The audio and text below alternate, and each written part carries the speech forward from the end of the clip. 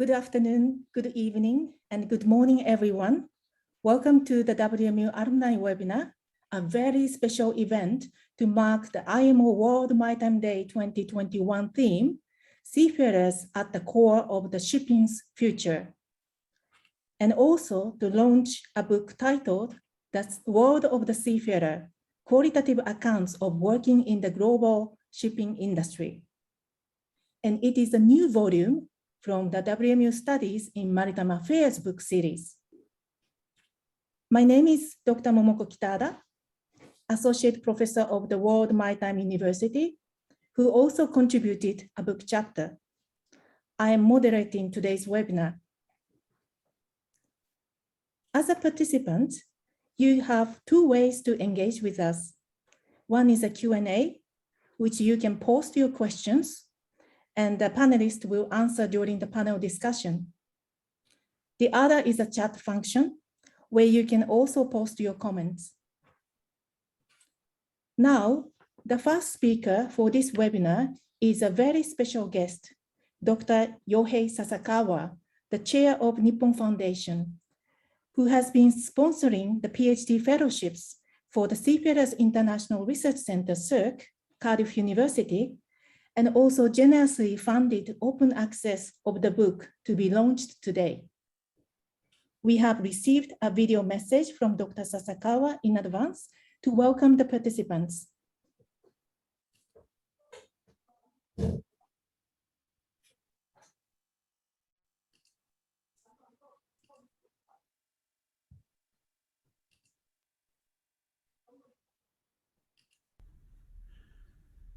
Dr.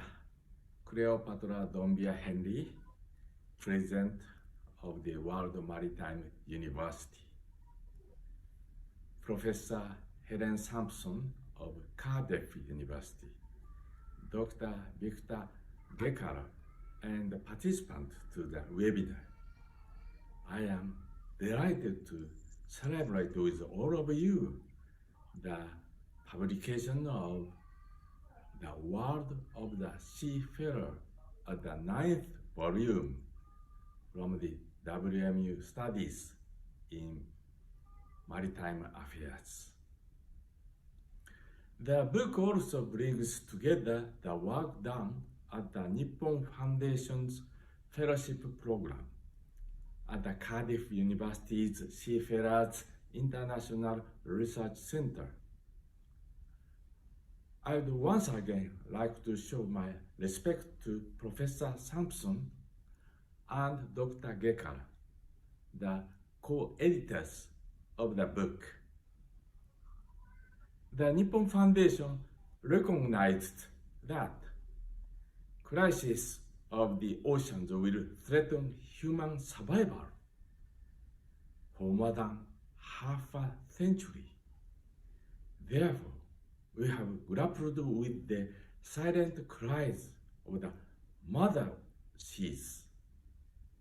In particular, we recognize that development of the maritime community based on international maritime order is essential for sustainable use of the oceans. In this light, in addition to the fellowship program at CERC, we established the International Association of Maritime Universities, which has 69 member organizations from 36 countries to set common standards for global maritime professionals. This is an effort to produce maritime professionals of a high caliber in maritime universities around the world, so that we can improve the status of seafarers in society. In this context of improving the status of seafarers, the publication of The World of the Seafarer is truly delightful. As the theme of this year's World Maritime Day is seafarers at the core of shipping's future. The research is particularly timely. However, when we think about the magnitude of the oceans and the diverse range of maritime issues, no single research or field of expertise can solve today's complicated web of ocean-related issues alone. We sincerely hope that you would share your research results and expertise across organizations, national borders, and disciplines, and work with many partners for the future of the oceans that are a shared asset of humanity. Once again, I would like to congratulate you on the publication of The World of the Seafarer. Let us work together in the effort to pass on the oceans in a healthy state for the next 1,000 years. Thank you.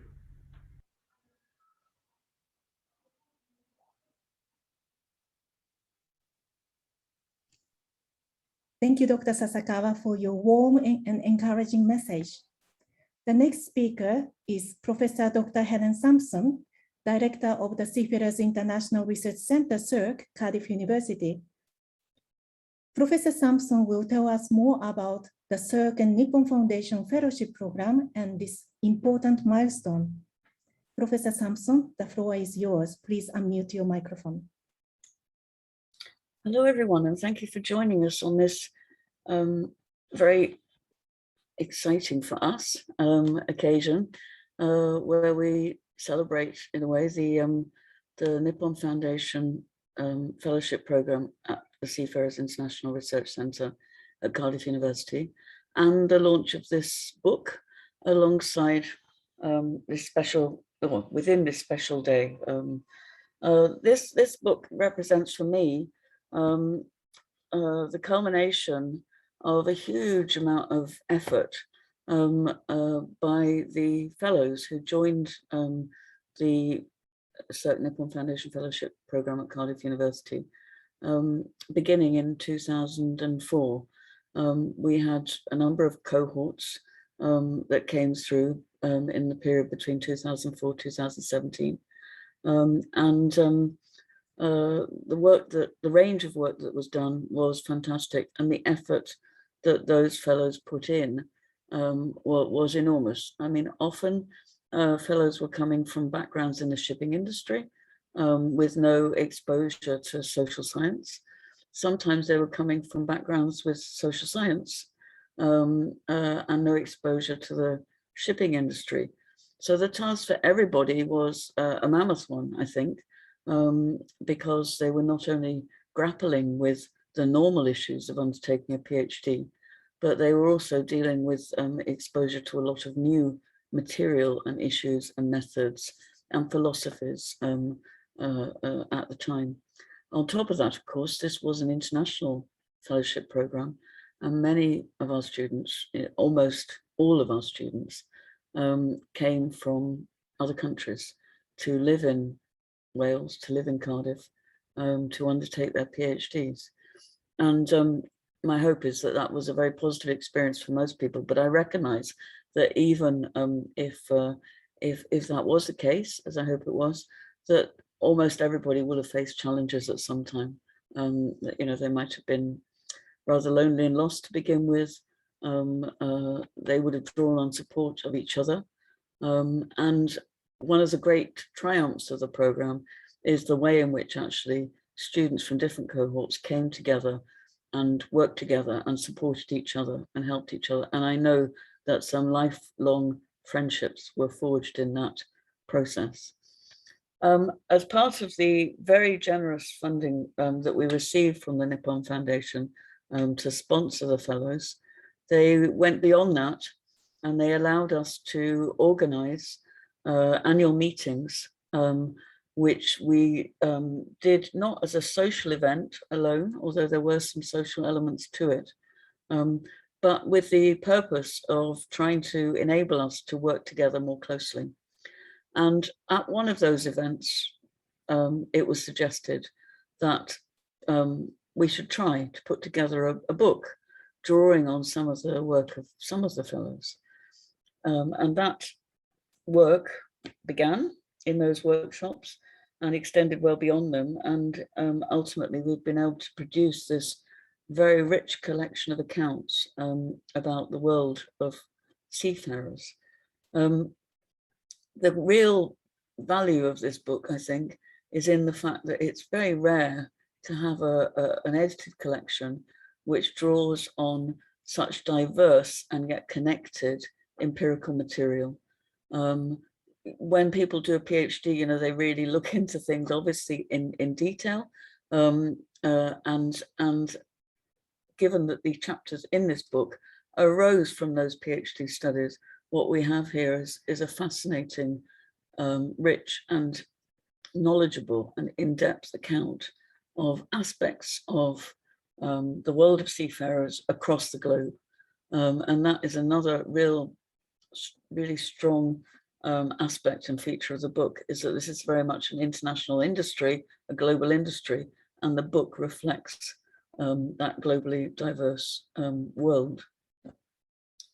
Just before I finish talking about how the book came about, I'd like to recognize the fact that although this book highlights the work of some of the fellows, there was a lot of other excellent work that was undertaken, and for various reasons, not every fellow was able to contribute to this book at the time, but that's no reflection of the quality of the work. And those fellows have gone on to produce very interesting articles. They will publish books in the future.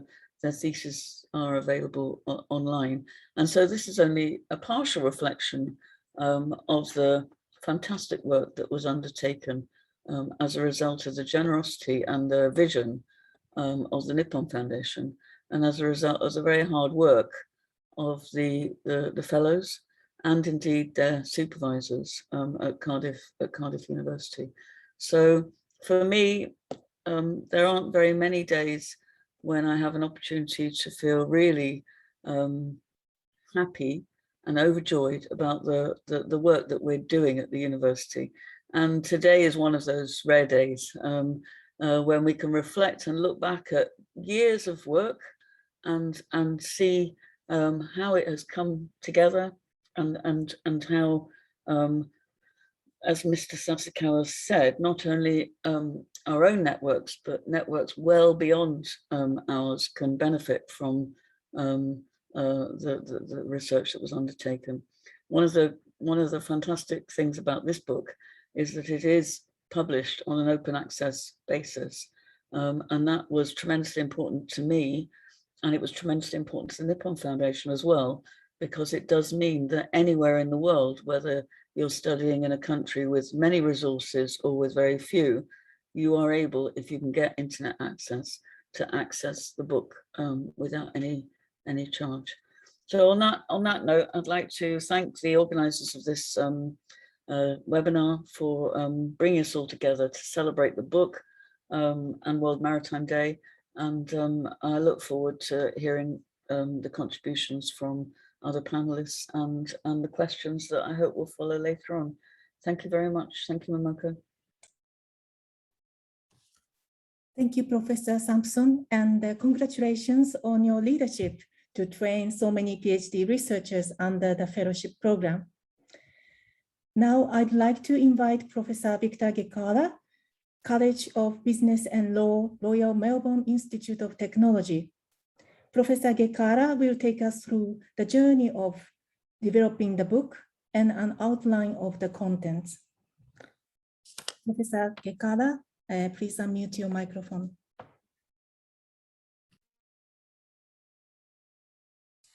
Thank you. Thank you very much, Momoko. Can you see my slides at all? Let me try to put that in. Right. Can everybody see my slides and hear me well? Yeah, we can hear you well, Victor. Can you move to the front page, front slide? Oh, yes, of course, yes. Perfect. Okay. Thanks a lot, Momoko, and thank you for putting this together and inviting and bringing us all together to celebrate this day importantly, but also to celebrate to launch our book and to celebrate the work that went into it. I think I will follow on from what Helen said, that a lot of work went into this book, and it was, although it took long and at times it was difficult to progress, it was actually an enjoyable process, and I think the end result speaks for itself. So this is the world of the seafarer, qualitative accounts of working in the global shipping industry. First and foremost, before I take you through the content of the book, I would like to extend my sincere gratitude to the Nippon Foundation, following on from what Helen said, and particularly to Mr. Sasakawa for the great generosity that he showed and the Nippon Foundation showed in not just sponsoring the publication of the book and allowing it to be available openly to the public, but also for sponsoring and supporting the work that went into producing this book, i.e. the PhD fellowships and the research that went with it. I'm sure I speak for a lot of us in this audience, not just the Cardiff Nippon Fellows, that we all benefited a lot and continue to benefit significantly from the generosity of the Nippon Foundation and Mr. Sasakawa. We would also like to extend our thanks to all those who contributed to the book. Obviously, a lot of work went into bringing a lot of views, a lot of voices, a lot of data into putting together the chapters and theses that underpin this work. So the time that our contributors spent is also greatly acknowledged. Particular thanks also go to Ms. Anne Kennedy, who assisted us tremendously in putting together the copy and copy editing and making sure that the manuscript was ready to go. And I reserve my final thanks, not necessarily the last, to Professor David Walters, who guided most of us through the initial and continued development of the publications and the papers that went into this chapter into these chapters during the alumni retreats that Helen referred to earlier on. So I know that Helen has touched on the strengths of the book. I absolutely agree with everything that she said. It's a book that, in my view, and I think in the view of many of you who will agree with me, is one of the very few books on shipping that is based on social science research and dedicated solely to the human factor, i.e. the lives and work conditions and standards and the experiences of the people that work day in, day out on commercial vessels to bring to us the goods that we enjoy on the shelves of our supermarket and other retail outlets.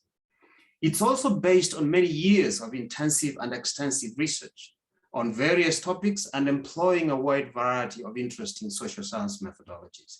And again, that is a unique packaging that has got such a width and breadth of methodologies and approaches. It also covers a wide range of topics relating to the lives and working conditions of seafarers. And it also, in most of the chapters, we get to listen to the accounts of the seafarers and their partners and their instructors and the communities within which they come, from which they come. And that is also rare, the fact that we are given the personal accounts that are related to us by the authors who've put the chapters together. So these are some of, not all of, obviously, some of the very, the strengths of the book. And I think which has meant that within the first few months of publication, it is received quite a lot of acclaim among readership in industry and academia out there. So then the organization of the book itself is quite interesting. It takes you through a journey of the seafarer, so the life of the seafarer. It takes you through a journey, starting with the time that we go to sea, and it covers in this stage such topics as the sources of seafarers, the global supply of seafarers, the recruitment and training of seafarers, the employment barriers for women, for example, and the motivations and attractions for people to go to sea. Then from there, it moves on to being at sea. And here it covers the spaces and transitions, the quality of work on board ship, the nature and structure of work, that's the occupational nature and structure on board, the multinational crews and the issues that presents, the opportunities and the challenges, the environment management and the involvement in the work that seafarers put into that, and indeed some of the challenges that are presented in relation. Safety on board ship and multiple roles and work intensity on board for seafarers. Finally, then it takes you to what we consider quite an important aspect of the life of the seafarer that is not always focused upon, and that is the support for seafarers and their families. The families are often left out, but for us, it was an important part, and a lot of research was dedicated into this, families and the communities. So we look at the union organizing and representation, and then we look at the seafarer partners, the challenges they face, the difficulties, and how they navigate around most of these challenges. So that is the journey of the book, from going to sea, being at sea, and the support that is necessary to ensure that their comfort at sea. So what I'm going to do is to take you systematically through and give you a summary, a flavor, for those of you who haven't read the book, a flavor of what is contained in these various chapters, with the hope that then it encourages you to actually go and read these very interesting chapters. So going to see, following an interesting and all-encompassing general introduction by Professor Samson, we have the first chapter in Going to Sea that is written by Dr. Nelson Turgo. And in this chapter, Nelson describes the Philippines' global dominance as the source of seafarers and the links to the traditional fishing industry in the country, as well as the various government reforms which set the country up with skilled labor as one of its major international exports. The chapter makes an important observation about the critical changes happening in the seafarer training and assessment. And although confident of the continued important role in seafarer supply by the Philippines, the chapter observes that there are challenges for the future and that would need to be required in order to maintain that status. The second chapter, which is written by Dr. Jiwei Zhou, entitled Recruiting and Managing Labor for the Global Shipping Industry in China, the chapter examines the unfulfilled expectation that China would one time rise to become a major, if not the top source of seafarers to the world fleet. She attributes this to government economic reforms in the 1980s and 1990s and direct government intervention in the organization of the labor market, which served to undermine this capacity to participate significantly in the supply of seafarers to the global fleet. Thus, while China produces a large number of seafarers, not many of them make their way to the global fleet. And by that, we mean foreign-owned ships. Chapter 4, which is written by myself, Victor Gekkara, entitled, Can the UK Tonnage Tax Training Obligation Address Declining the Cadet Recruitment and Training in the UK? In this chapter, the author discusses the challenges that industrialized high-wage countries face in trying to maintain a national supply of seafarers, particularly cadets and junior officers. It critically examines the effectiveness of the UK's tonnage tax and the associated minimum training obligation, which was meant and is meant to enforce a training commitment on ship owners to and finds that overall it failed to significantly improve cadet recruitment and the training of junior officers because of the particular nature of the global labor market for seafarers. Chapter 5, which is written by Dr. Paulina Timor, entitled Careers at Sea, Exploring Seafarer Motivations and Aspirations. Sorry, yes. Which entitled Careers at Sea, Exploring Seafarers Motivations and Aspirations. Paulina examines the growing precarity in seafarer employment as a result of the increasing adoption of flexible employment models, where the traditional concept of a career for life, which was characterized seafaring, no longer applies. She develops an interesting analysis which juxtaposes this concept of employment flexibility with employment precarity, and concludes that this is likely to undermine the attractiveness of seafaring to young people, particularly who would wish to join the sea. Chapter 6, which is the last chapter in that section of going to sea, is written by Dr. Momoko Kitada. And in this chapter, Momoko examines the barriers to the employment of women and finds 3 major factors that are responsible for the perpetuation of inequality, especially in such a male-dominated historically industry. 1 is embedded organizational cultural barriers. 2nd is a lack of awareness and knowledge about women at sea, largely because there hasn't been a lot of women participating for a long time, and therefore there are no role models to follow for many people in many countries, and the slow development of effective policies and strategies to facilitate better recruitment and retention of women seafarers. Part 2 of the book deals with being at sea. And in being at sea, we've got 6 chapters. And this section, this part starts with chapter 7, which is written by Dr. Helen Dubrow, and it's entitled Transitions and Adjustments Made by Seafarers While at Sea. Helen discusses the issues surrounding seafarers' experience of transition, readjustment, and change during a tour.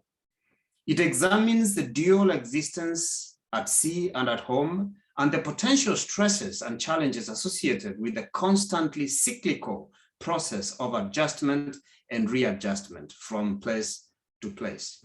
It takes the reader through a journey starting with the beginning of the tour and the process of adjustment to the middle of the tour, where the seafarer is relatively settled into a rhythm, and finally to the end of the tour, where and the process of readjustment into a different setting, only to wait to readjust again into the sea space. Chapter 8, which is written by Professor Helen Samson, entitled The Rhythms of Shipboard Life, Work, Hierarchy, Occupational Culture, and Multinational Crews. In this chapter, Helen, drawing upon ethnographic work at sea over a number of months, describes the key features which characterize contemporary ships and provides a sense of the context of daily shipboard life. The chapter explains how the living and working conditions at sea, including the monotony, the isolation, the hierarchical, rigid occupational structure, and the multicultural crews could be increasingly difficult for young people to cope with in modern days, on present days, when there are so many other options. Chapter 9, developed by Dr. Iris Asejo, entitled The Experience of Being a Filipino Seafarer on a Multiculturally Crewed Ship. Iris, in this chapter, Iris's work was also partly ethnographic, and she spent quite a bit of time at sea. And using this data, she examines how Filipino seafarers cope in shipboard working environments that are increasingly complex and stressful. These are characterized by round-the-clock long working hours during tours that last 8 to 12 months. It explores the ways that seafarers engage with and assert themselves in restrictive social spaces, given the inner workings of routines, hierarchies, and nationalities on board. In this way, it highlights the challenges that most seafarers face in modern, isolated, multicultural, and closely controlled working spaces. The two chapters between Helen and Iris's chapters are not very different in the sense that they examine the rigidity and the multiculturalism on board ship and the stresses that that presents. Chapter 10, which was developed by Dr. Ngwatung Akamangwa, entitled The Environmental Management at Sea, What Being Green Means for Seafarers. It's a very interesting chapter which discusses the challenges for seafarers presented by the growing pressure to comply with pollution regulations at sea, particularly how this affects and exerts pressure on their work. It argues that while seafarers mostly see pro-environmental practices as morally correct and therefore worthwhile, they also experience them as increased demand on their already stressed time, which serves to make their working experiences even worse. Chapter 7, which is developed by Ponghua Chue, Safety Aboard Chinese Vessels. In this chapter, the author explores the factors that affect ship-to-shore safety reporting in Chinese shipping, in a Chinese shipping company, building on the premise that effective safety management depends on effective communication. The study underpinning the chapter finds that sometimes there is a significant gap between what management expects of seafarers or on board and what actually is communicated. And that discrepancy is likely to cause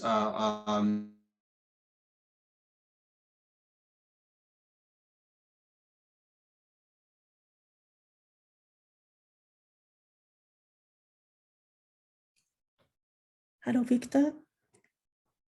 I think he got some interruptions. Victor, are you there?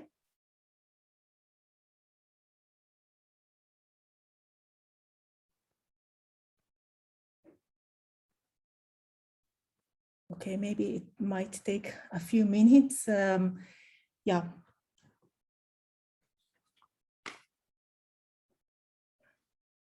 He's explaining actually the second chunk of the book. So he went through this going to sea section, and then he was explaining the being at sea section.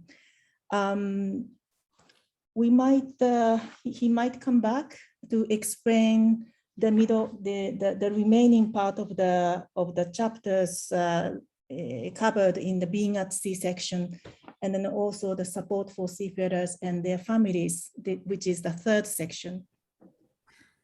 Helen, you want? Oh, okay. Hello? Yes, Yeah, I'm back. I'm sorry, I don't know what happened. I really apologize. Can you still see my screen? No, but I'm happy to share if you want me to do so. Yes, please, if you can, if that will save time. Yes, please keep speaking. Okay. So this chapter, chapter 12, was developed by Dr. Ama Hasenu, and it explores the incidents of stowaways at sea and the challenges presented to seafarers in managing their safety and meeting their legal obligations under the UNCLOS, SOLAS, SAR, and salvage conventions. It considers the fact that though obligated, seafarers are neither adequately trained nor resourced for these added responsibilities, which increases, of course, their workload and the stresses. So part 3 then, and I'm heading towards the end here. Part 3 is support for seafarers at sea and their families. And chapter 13 is also written by myself, Victor Gekkara, and it is about union organizing in the context of the regional labor market decline, the case of Nautilus International. And basically what this chapter does is to consider the decline of union power and representation in seafaring, the decline of national seafarers unions, and the need for a regeneration of that. And it's based on an examination of Nautilus International, which is a cross-border organizing union for maritime officers. And what it does is to present that as a potential case that suggests the potential for rejuvenation of union organizing. Chapter 14, Trade Union Representation in the Philippines, was written by Dr. Raf Buiza. And this chapter, also on union organizing, it examines the nature of maritime unions in the Philippines against the backdrop of the history of the industrial relations history and the labor movement in the Philippines. It argues that the key features characterizing the maritime unions have been shaped by this history, going back all the way to the 20th century, the beginning of the 20th century. It argues that the unions in the Philippines are characterized by 1, chronism, 2, a service approach representation, and 3, fragmentation, that it's highly fragmented. Finally, and this is the lucky last, obviously, this is a chapter written by Dr. Li Jun Tan, and it's entitled Online Support Groups for Families in China. And Li Jun, in this chapter, explores the difficulties that seafarer partners undergo as a result of the nature of their seafarer partners' employment. The greatest challenge is isolation, with the long periods of absence when the seafarers are at work, often stretching up to 12 months at a time. The chapter describes the various coping mechanisms that the partners adopt, particularly a unique online community created by seafarers partners to support each other. So those are the 15 chapters that go into this book. I know I've taken quite a lot of time, but let me finish with this quote from George William Curtis. It is not the ship so much as the skillful sailing that assures the prosperous voyage. Now, seafarers are I like to say that they are visibly invisible in the work that they do. We appreciate the services that we receive and the goods that we receive, but rarely do we take a moment to appreciate the people behind the ships sailing day and night to bring those goods to us, to our shelves. So thank you very much for having me, Momoko. Thank you for organizing this. And I really appreciate it. Thank you very much. Back to you. Thank you, Professor Gekkara, and many congratulations for both Professor Samson and Professor Gekkara for your editorship of this very important book. From now, we are moving to a panel discussion. Today, some of the book chapter authors are here with us. Dr. Iris Asejo, I'm actually sharing my screen to introduce, sorry, I've just need to, apologies for this. There's too many screens. Just let me share this so that you will see who are in the panelists. So let me start again. So we have some book chapter authors with us today to contribute to the discussions. Dr. Iris Asejo, Dr. Paulina Baum-Talmo, Dr. Helen Dubrow, Dr. Nelson Tago, Dr. Jiwei Zhao, and of course, two editors of the book. So let me, it's always things. Let me start with the first question. Thank you very much that we received the questions actually before the webinar. The question from the participants, Mr. Hassan Chaban, who appreciated the value of the book with very rich contents. Thank you very much. And Mr. Chaban is interested in the implementation of MLC 2006 in relation to seafarer welfare issues. But let me rephrase his questions too. Where do the panelists see the role of qualitative social research to improve the seafarer welfare issues? May I invite Dr. Paulina and also Dr. Iris to share your views on this. Thank you, Momoko. Should I start? Is that okay? Yes, yes. Iris, if that's okay with you. Yeah, sure. Okay. Thank you for this important question.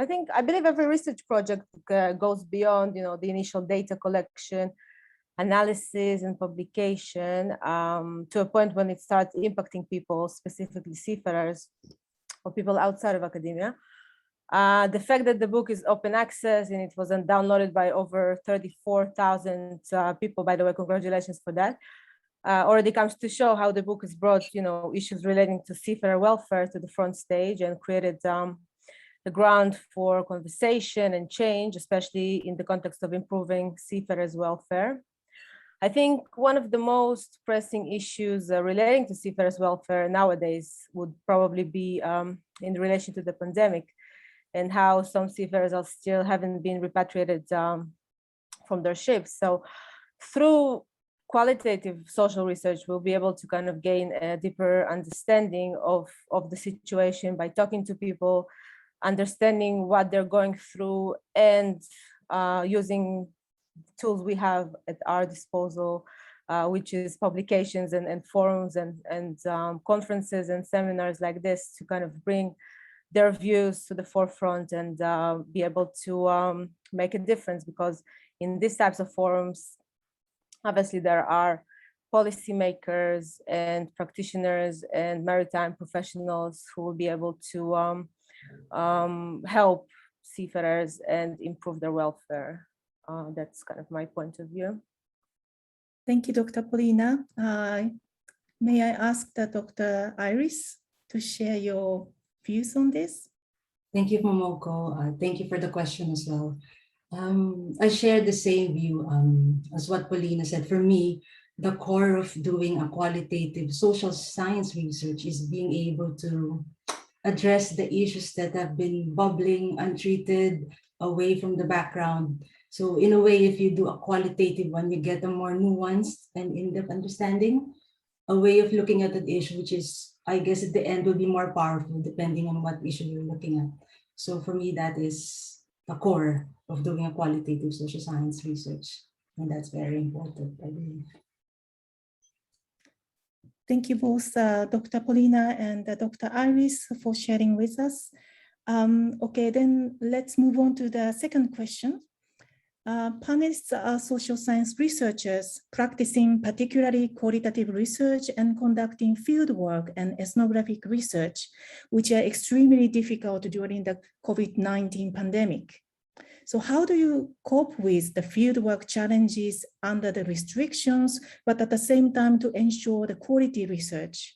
I would like to invite Dr. Nelson, Dr. Jiwi, and Dr. Helen Dubrow. Can I invite Dr. Nelson first? Yes, thank you very much, Momoko. I think the question is quite timely because we'll be publishing, myself and Helen, an article in the journal Technological Innovations, wherein I recounted in the article my experience as a Filipino researcher on board. And because my experience on one of my ships wasn't really very pleasant, one of the captains was adversarial. And one that really helped me is being in contact with one, I would say we should have like a number of friends, somebody or a number of people who know the kind of work that you do. And when I was doing field work on board, I was always in touch with Helen, who in a way rationalized my runs, you know, my fears, my anxieties of being on board a ship wherein the captain wasn't quite in a way friendly. So that's my way of coping on board, which will be spelled out quite lucidly in the article which we're going to publish in the journal Methodological Innovation. Thank you very much, Dr. Nelson. So the importance of the network and the partnership. Dr. Jiwi, can I invite you now? Can you hear me, Momoko? Yes, everyone. Yeah. You. Okay. Thank you. And I think under this very strange time, seafarers are experiencing much more difficulty than before. I think their working condition is becoming worse than before. And if you think about the Chinese seafarers, because China has very strict control over the entry of people, you know, from traveling from the overseas, and the seafarers, they cannot, you know, avoid going abroad on board, working on board ships. So when they return to China, it seems quite challenging and difficult for them to enter China and to go back home. And in such cases, many Chinese seafarers, you know, they feel very stressful, and sometimes they feel very frustrated, you know, because they have to be kept in an isolated place, you know, for like 14 days or even longer. So because my cousin is a seafarer, he's a captain. So when I talk with him, and he gave me some, you know, useful suggestions, like how to do the field work at this special time. For instance, I usually I may mainly, you know, take the way of having, you know, video meeting or, you know, talks with them. And sometimes if it's not very convenient for the video, maybe we can have some, you know, chat on the phone, or, you know, use some like WeChat. And you can feel that the seafarers, you know, they sometimes feel very sad because they just cannot go back home, and there are very complicated procedures to check everything.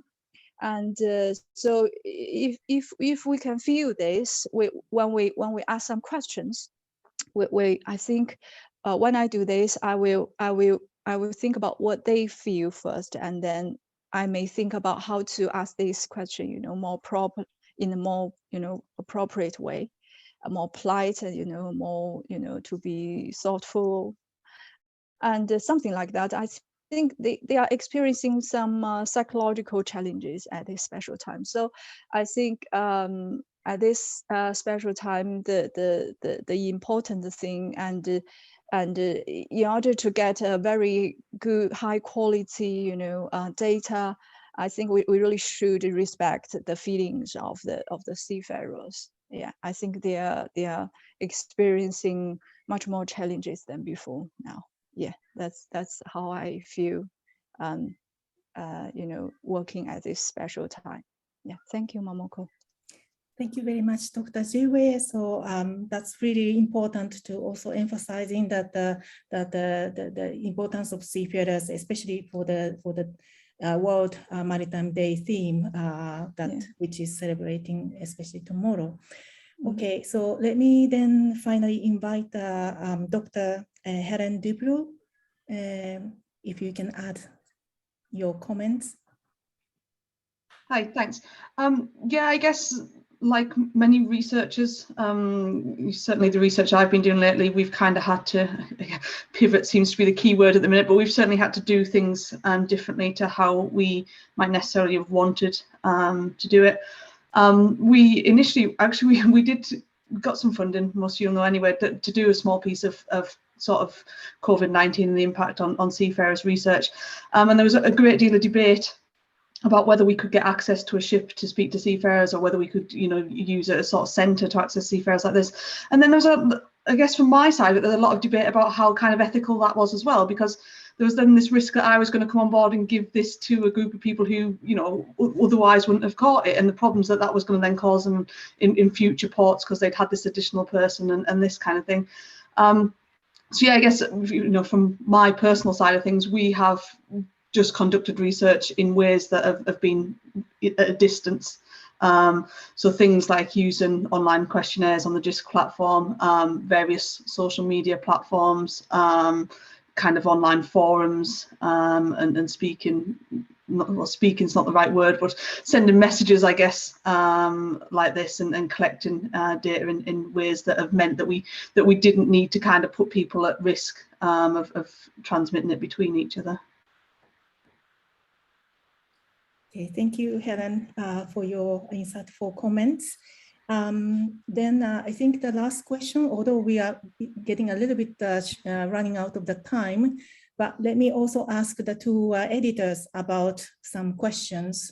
This is also actually related to the questions raised by the J.S. Aya, who is asking that is there any effect on seafarers in upcoming years because of the new technologies industry like automation, etc. So there is lots of things happening. So I would like to ask the two editors, if you publish another book, what would be the focus? And where do you see a research gap in the current maritime research paradigm? So may I ask the Professor Victor and also the Professor Helen? Maybe Professor Victor, would you like to start? Yes, thanks, Momoko, and thanks for that question. It's not an easy question. To start with the premise, technologies are obviously, you know, all pervasive, and there has been a huge change in the way that people experience work, the way people conduct their work and they experience the work. And that is not going to change. In some aspects, it makes it easier, but in other respects, it makes it much more difficult if you consider technologies for surveillance, for example. In a place like the work on board, where the rigid hierarchical structure has always been a problem in the first place. If you then introduce surveillance technologies, then it becomes an even bigger problem. That is just one example. If I was to propose writing yet another book, I think, considering what it is that I'm interested in, I would obviously focus on the technological transformation, the digital transformation, and the experience of work, but also the future of work. What is the future of the work of a seafarer going to look like? What is the experience of work going to look like? I think those are some of the areas, and what kind of skills are seafarers going to need to effectively, continue working in this space. Those are the areas that come to mind, and I'm sure Helen will have a few more to add. Thank you. Thank you, Professor Gekkara. Professor Helen Samson. So I'd just like to link the last two questions together in a way, because in the context of COVID-19, as Helen explained, the risk of researchers taking COVID to ships is very great. And I think actually I would be amazed if any ship owners at the moment allowed us to access seafarers on board vessels. Just today I was sent a copy of an email that had been sent round to a major fleet by a company announcing the death of one of their seafarers on board one of their vessels from COVID. And they had to change the whole crew, bar 2 seafarers who they thought were protected. And so the consequences of COVID, are summed up in that case. You're threatening people's lives, and you're also threatening major disruption to a company and its business. So we have to find other ways to do research this time, because otherwise the seafarers at a very difficult time are going to become even more invisible than before.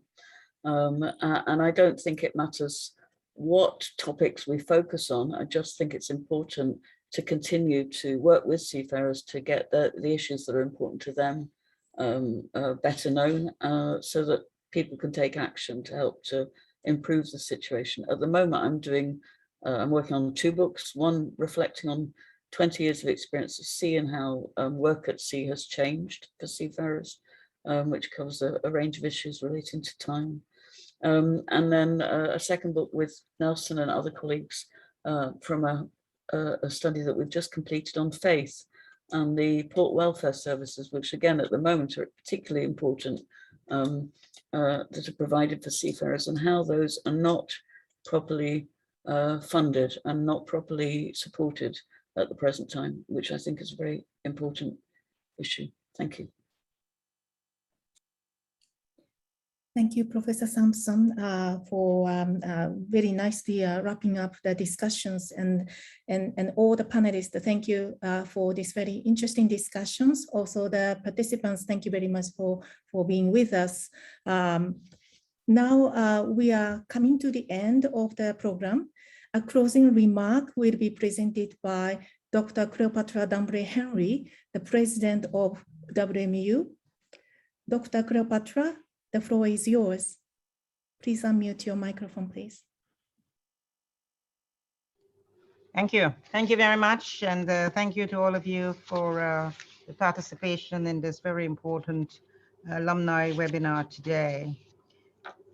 Professor Helen Samson, Professor Victor Gekkara, distinguished participants, dear seafarers. As president of the World Maritime University, I wish to congratulate the editors and authors of the new book that has just been launched. This volume, entitled The World of the Seafarer, Qualitative Accounts of Working in the Global Shipping Industry, is a new addition to WMU's book series on maritime affairs published earlier this year. This WMU alumni webinar makes an important contribution to the maritime community by increasing knowledge from social science research, which provides the depth of understanding of contemporary challenges that the maritime industry is facing and will continue to face for some time. Thanks to the generosity of the support of the Nippon Foundation, the book is made available to everyone through open access. It is my hope that more research relating to seafarers' rights, that all of you know are at the heart of my own passion and my dedication and determination. It is my hope that more research relating to seafarers' rights and the challenges that they face and continue to face, particularly during this COVID times, will be undertaken and hopefully will be funded. In the shipping industry, if we include the cruise vessels, we estimate that there are about 1.9 million seafarers working on cargo and cruise ships. They continue to be confronted with all of the challenges that we all know relating to COVID-19. But these are the people who are at the forefront of global maritime transportation. Without them, there would be no international trade, and we know we need them now more than ever before. I think, however, that the recognition of the work that seafarers are doing is far from being well regarded. That recognition, we need to find ways of upscaling that recognition for seafarers, despite the fact that more recently, the UN General Assembly did consider them as key workers, as indicated and as I say, offered by IMO, and now well established for everyone to know. But we always say the cake, you have to eat the pudding and taste it. We have to really know that this is really happening on the ground. We still think that there is insufficient recognition of the work that seafarers are doing.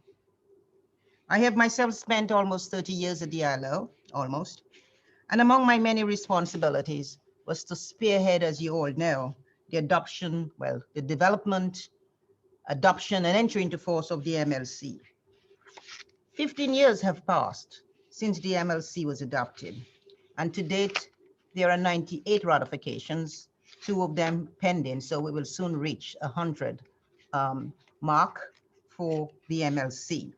And I'm very much looking forward to that, reaching that big goal. I know the ratifications are in, but the entry into force date is not yet, has not yet been achieved for the 2 extra ratifications. But we know it is with the ILO, and that is a huge success in my view, reaching 100. These 2 countries are Mozambique and Iraq, will bring us to that 100 mark. So it's something that we should all be proud of and be thankful for. We, however, need to increase the dialogue among all maritime stakeholders to ensure that indeed seafarers enjoy decent work and that it is not just talking, but also walking the walk in this regard. The webinar marks both the book launch and the International Maritime Organization's World Maritime Day 2021, with this year's theme, Seafarers at the Core of Shipping's Future. WMU will continue to promote seafarers' rights through education, research, and capacity building, alongside IMO, of course, and the ILO, and other maritime stakeholders. Thank you for joining us today for this important webinar. Our deepest thanks, of course, goes out to the Nippon Foundation and Seafarers International Research Center. Helen, I know, has been very dedicated to this. I want to thank all of you for your engagement for this webinar, and I'm sure our alumni will all have benefited from the events with respect to that webinar, and that in the future, similar webinars will continue as we have already started in earlier, more than already 2 years now with this webinar engagement with our alumni. So I thank you. I'm happy to see Mr. Gerkara with us there. And I hope that all of those around the world who have had the opportunity to engage with you in this webinar will have felt motivated again to continue the hard work that they have to do in the responsibilities that they hold on having now been in their own various areas of capacity, having had themselves to take these issues forward. So thank you very much. And I want to thank Momoko and the team that we're working with her that have made this webinar such a success. Thank you very much. And all best regards to all of you. The weekend is not there, but it's almost there. So hopefully you will all have a very good weekend upcoming in just one more day for a break for all of us. Thank you so much. Thank you, President, for your closing remark. And this is the end of the webinar. If you happen to check the book, It is an open access, and please download from the link in the chat, or you just Google the title of the book so that you can get the free copy. Goodbye, everyone, and thank you very much for your participation. Thank you. Thank you very much. Bye-bye.